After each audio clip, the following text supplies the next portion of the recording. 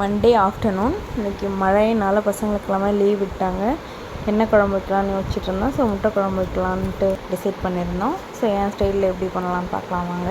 கடாயில் எண்ணெய் ஊற்றி பட்டை லவங்கெல்லாம் போட்டுட்டு சின்ன வெங்காயம், பூண்டு, பச்சை மிளகா, பெரிய வெங்காயம் எல்லாத்தையும் போட்டு நல்லா வதக்கிட்டு, நல்லா வதங்கினோடனே தக்காளி, இஞ்சி பூண்டு பேஸ்ட்டு எல்லாத்தையும் போட்டு நல்லா வதக்கிக்கலாம்.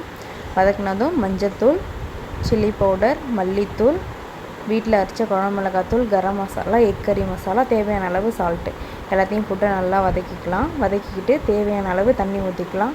உங்களுக்கு கிரேவி எவ்வளோ வேணுமோ அதுக்கேற்ற மாதிரி தண்ணி ஊற்றிக்கோங்க. ஸோ மூடி வச்சுட்டு 10 to 15 மினிட்ஸ்க்கு அப்புறம் நல்லா கொதிச்சிடும். பாயில் பண்ணி வச்ச எக்கை போட்டு ஒரு 5 மினிட்ஸ் சிம்மில் வச்சு கொத்தமல்லி போட்டு இறக்கிட்டா எக் குழம்பு ரெடி. வாழைக்காய் சீவி ஃப்ரை பண்ணி எடுத்துக்கலாம்.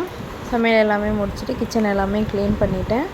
ஸோ சாதம், முட்டை குழம்பு, வாழைக்காய் ஃப்ரை, வீட்டில் இருந்த மிக்சர் வச்சு எங்கள் லஞ்ச் எல்லாமே முடிச்சிட்டோம். நெக்ஸ்ட் வீடியோவில் மீட் பண்ணலாம். பாய்.